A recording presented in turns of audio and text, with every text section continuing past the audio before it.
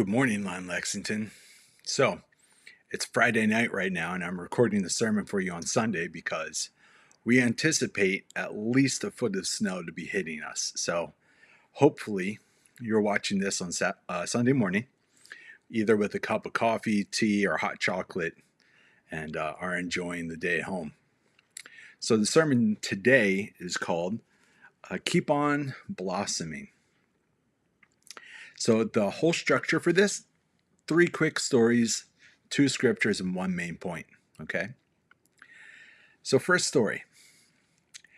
My first car was a stick shift Jeep Wrangler, and it was like a good cherry dark red. And I loved that car. It was my first vehicle that kind of felt like my personality. And I know some of you might understand that, but I called it the Chariot. And I always wanted to get a decal on the front hood that would say in glorious cursive, the Chariot of the Lord. And I loved driving that Jeep all around South Jersey through the Pine Barrens, and I could smell campfires with my nose off in the distance. I felt like I had a spider sense for a campfire. Just, ooh. But it was so fun. And so I would drive around stick shift, and just that whole feeling of your left foot on the clutch, changing gears, just driving, I loved that. It wasn't too fun when you're in the city and you're constantly going in and out of first and into second gear and back into first again. But I remember the first time I got on the highway.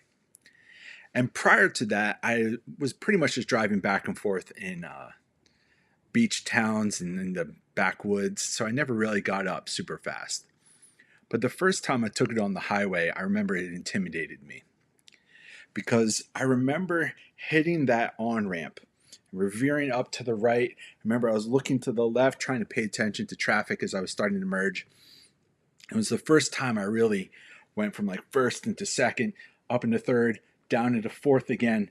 And then while looking over my shoulder, I went and put it up into fifth gear, like afraid if I was going to put it into third gear and just ruin the engine, but got up into fifth, looked over my shoulder, merged over, pulled it up into sixth gear, and I was flying. But the thing is, I couldn't do the highway on just third gear or fourth gear. Maybe that's okay if you're in the Pine Barrens of South Jersey and you're on these curvy roads, that wind around some of the rivers that happen down there. But when you hit the highway, you got to hit some of the higher gears, right? Second story. I remember when I changed phones from an old school flip phone to the iPhones that we have now. I had a flip phone. I remember I had T9 memorized, so I knew how to text people without looking. You could kind of text in the middle of class underneath the table with just your thumb, and you knew how many clicks each number needed in order to text the letter. But when we upgraded, and I mean we as in all of us, many of us, when we got to those smartphones, we had the touch screen. If you remember, it wasn't too long before we all had to get used to the fact that a little window would pop up and it would say, update available. And that meant that we could either do one of two things. We could either hit the button that said upgrade later or the button that said upgrade now. And if you didn't do the upgrade, let's say you hit upgrade later 6 or 7 times, your phone might start to get a little slow or clunky. Some of the apps maybe wouldn't work as well. Perhaps the screen touch would slow down, something like that. And at that point, you really couldn't get too angry at the phone because you're the one that chose to say upgrade later, instead of upgrade now. Third story. About 3 years ago, I started working at REI, and I needed something part-time just to help fill in some of the gaps. And I really loved backpacking. I loved being outdoors. Like I said, I love bonfires and just hiking and over mountains and things. but they only needed somebody in the biking department. So I took the job thinking, oh, I can learn at least, right? I can learn about bikes, and I've got something of a mechanical mind, and I can do problem solving, so I can figure it out. But I wasn't immediately put in the bike shop. Instead, I was on the selling floor, and I had to just stand there and wait until a family said that they needed help choosing the bike. And wouldn't you know it, whenever a kid comes into the bike store, they just see all the bikes, and of course they gravitate to either the brightest colored bike, or the one that's got their favorite color, or the one that's got the biggest monster tires on it, because they think that the bigger, the fatter the tire, the more tread, the faster it is. And that's actually the exact opposite. But I remember one time there was a family, and they took their kid, and the kid was like, I want this bike. And so they went to take it for a test ride. And I was like, I don't think this is the right size for you. And the kid was adamant. And so the parents were like, no, we want this one. I'm like, well, I really, really had to convince them to do a test ride. So we got outside, got them to put on the helmet and talk to them about how to change the gears and all that. But as soon as they started pedaling, what should happen is the motion of the pedals should feel something close to like a light jog, the same range of motion. And this kid, whenever their leg would go all the way down, it was still mostly bent. When you pedal a bike, your leg should almost fully extend when it's reaching down. And so that also meant that this kid's knees were coming up way too high and were kind of coming up over the handlebar height. So, have you ever seen an adult try to ride on a kid's bike? That's essentially what it was.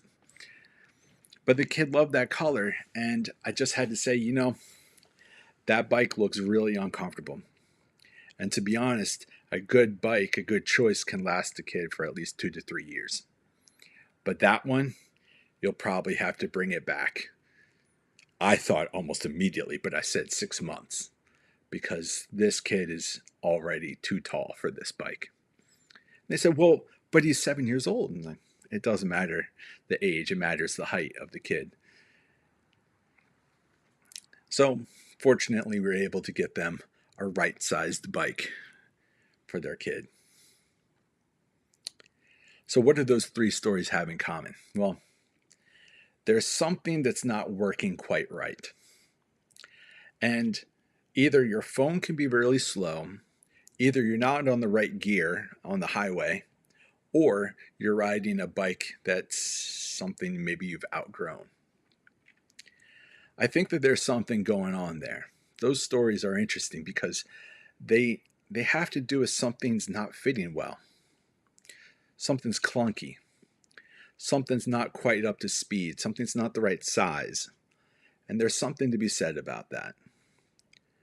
So here are the 2 scriptures for you. The first one's from Matthew, and the second is from the book of Hebrews. You probably already know this one from Matthew.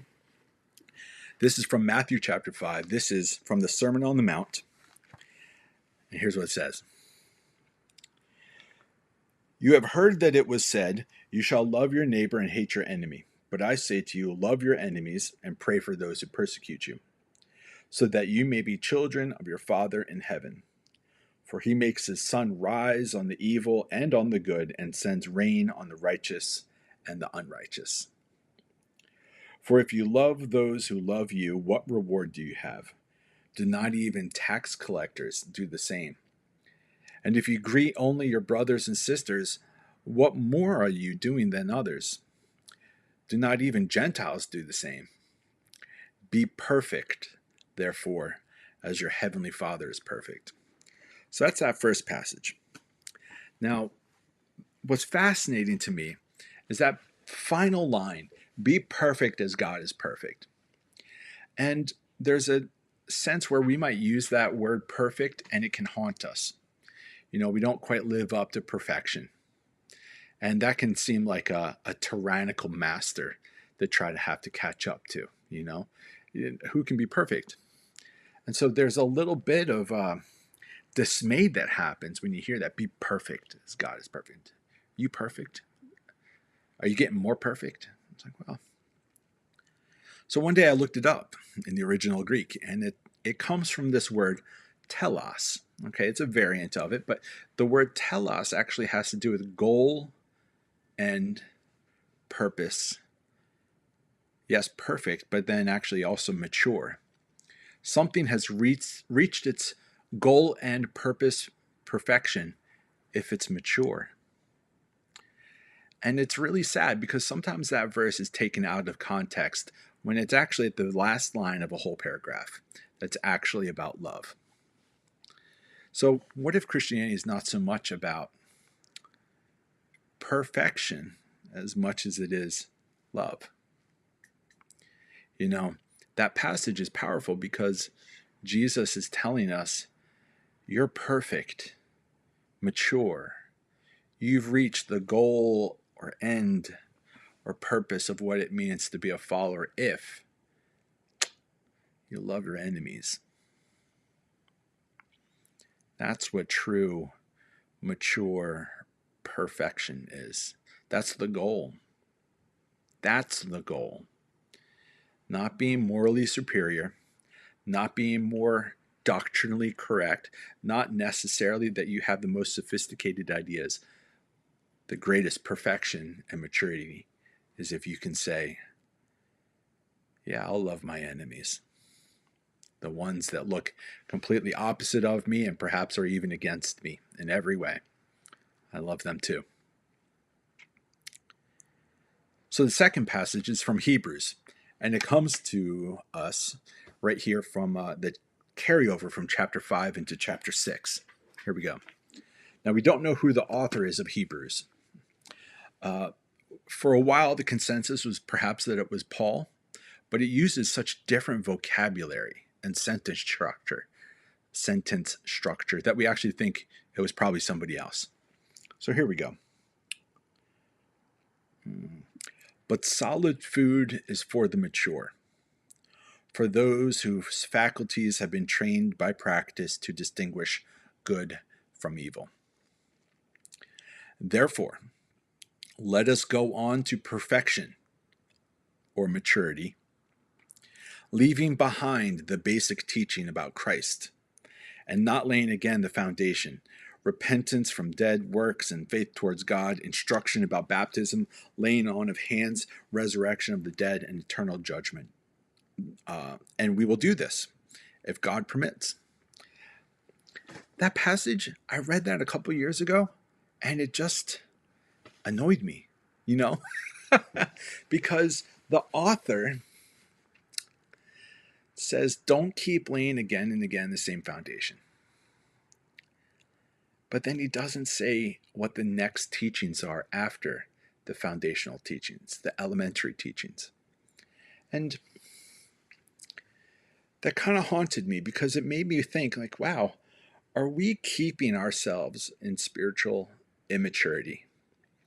Because we just keep saying the same foundational truths over and over and over again, and then think that that's going to make us mature. A grown man shouldn't be eating baby food his whole life. If we want to use the analogies of before, you got to put it into higher gear. You got to upgrade the phone. You got to find a right-sized bike. I think it's fair to say that some of us have been, let's imagine faith is a bike. There's the little kids' bikes that have no pedals, the riders, they just stride along. There's ones with training wheels, and there's tricycles, and then there's the first time we have a balancing bike, and then we get onto some of these mountain bikes or road bikes and we're flying like the Tour de France. Well, imagine a grown man riding a little bike with training wheels, and it's clearly not the right size. Imagine somebody who has a phone and they've never done an upgrade in years. Or imagine someone driving on the highway and they never get above third gear and they cause tons of traffic to everybody behind them. I think some of us, without knowing, perhaps haven't upgraded our faith in a while. And so if things got slow and clunky, if we're causing problems for the people behind us, if we are terribly uncomfortable because we're hunched over riding too small of a bike, I think you know what I mean. It's time to upgrade our faith. And I said the sermon title was Keep on Blossoming, because this word goal, end, perfection, mature, it also has this element of evolving. And the word evolve actually means ex volve, which has to do with a bulb, like a flower blossoming. You have more blossoming to do. I have more blossoming to do. And to be frank, if you're immature, you will interpret Christianity in immature ways. If you are mature, then you will interpret Christianity in mature ways. That love your enemy. That can keep up the right pace with the rest of life. That has done all the appropriate upgrades. So for those of you that are experiencing doubts and questions about the faith, you might have felt as though you're not allowed to ask them, you're not allowed to think them, you're not allowed to research them on Google on your own when nobody's looking. But actually, if you have a doubt, the doubt is actually a signal that it's time to do an upgrade. Don't lose the faith, but maybe it's time to think about it in a little bit more robust way. Go back to it, re-look at it, re-examine it, look at it from a different angle. Get a better fitted bike, you know what I mean? Upgrade into a higher gear. The thing is, there's just always more to do. And I don't mean that in a bad way. You know, that sounds like an endless laundry list. But the thing is, there's more beauty to experience. There's more mystery to experience. There's more of God to experience. And just because God's a mystery, it doesn't mean that God is unknowable. It means God is endlessly knowable. Yeah. Keep falling into the mystery of God. Keep upgrading your faith. Whenever you have a doubt, it just means you got to tweak your question so that it's a little better, so that you can maybe stumble upon a better answer. Keep growing. Keep going. Keep blossoming, so that God can look at you and say, yeah, they're definitely my image. So that's all. I think that this is a beautiful topic to talk about on a snowy day. And so I hope you enjoyed the rest of this snow day. And may grace and peace be with you this day and every day. All right. God bless.